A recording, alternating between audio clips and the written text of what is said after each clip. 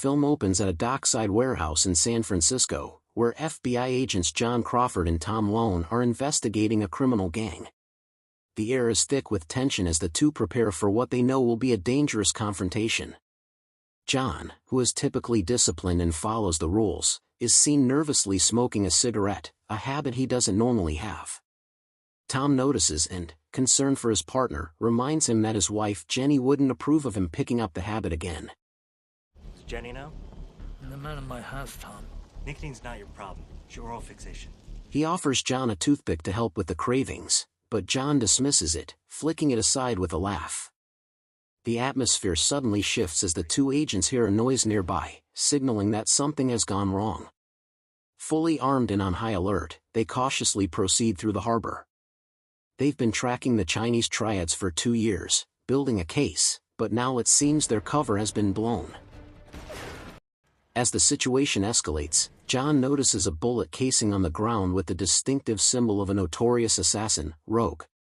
Before he can warn Tom, a violent gunfight erupts. Tom charges into the fray, expertly taking down the heavily armed Triads, while John joins the battle, neutralizing enemies one by one. However, during the fight, John is shot by Rogue. As the assassin closes in for the kill, Tom takes him out from behind, sending Rogue crashing into the water. Tom, ever optimistic, believes the danger has passed, joking that they've finally killed Rogue. John, however, is unconvinced. He knows the assassin's reputation. Rogue is so skilled that even the CIA had hired him, and many others have thought they killed him, only to be proven wrong. You never know who's working for who. I was full of people who thought they got that son of a bitch. Days later, life seems to return to normal. Tom is home, spending time with his family, when he gets a call from John. As he picks up the phone, his wife reminds him to tell John not to smoke in front of their children, as John's family is coming over for a visit. The two discuss the aftermath of the shootout, with Tom noting that Rogue's body was never recovered, heightening John's suspicions. Tom is convinced Rogue is dead, but John remains uneasy. Then, the unimaginable happens. Rogue is still alive and has tracked Tom's family. While Tom is in the bathroom, Rogue breaks in and attacks his wife. Tom rushes out, but it's too late. Rogue shoots him, leaving him incapacitated.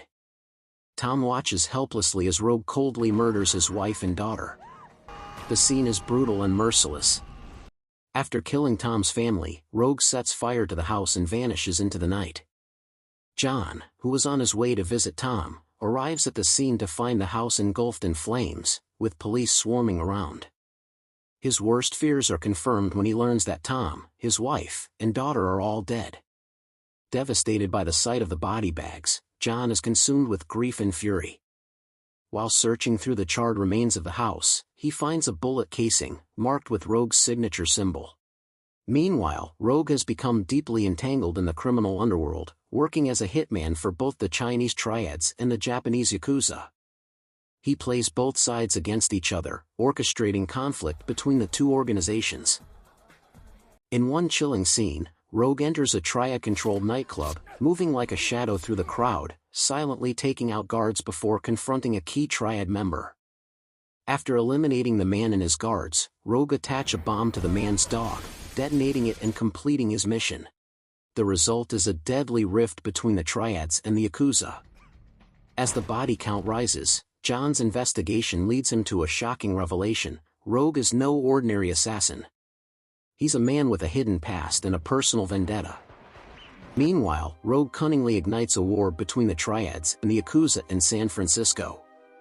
Though appearing to work for the Triad leader, Chan, Rogue deceives him by murdering his trusted man and framing the Yakuza. He then manipulates the deceased's brother into attacking a rival gang hideout. As chaos unfolds, Rogue picks off survivors with a sniper rifle.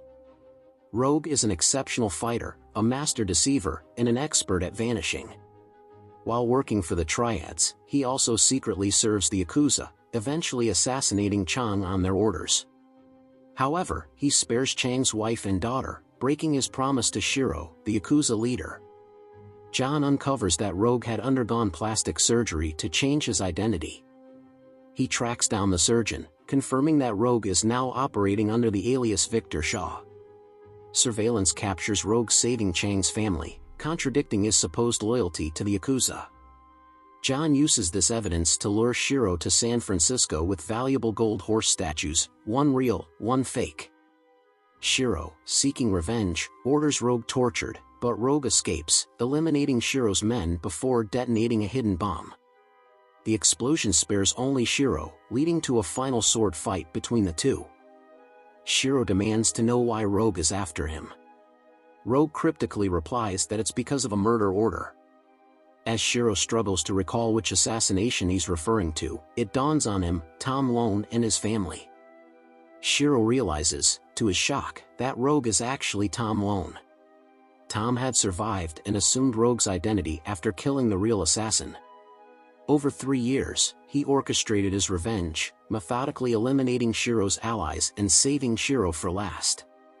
Tom skillfully defeats Shiro, but a shocking twist is revealed: John had allowed everything to unfold. Enraged, Tom beheads Shiro.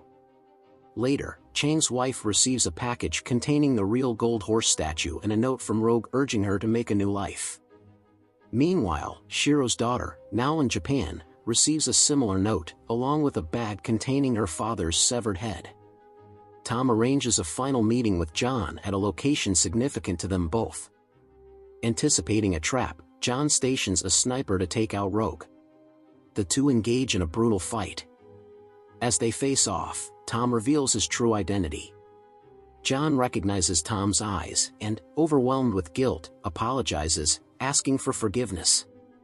Tom, now fully embracing the Rogue persona, refuses to accept it. When John's sniper prepares to shoot Rogue, John unexpectedly steps in the way. Rogue shoots John in the back, killing him. Tom, as Rogue, drives away with a suitcase full of money from the Triads. The end.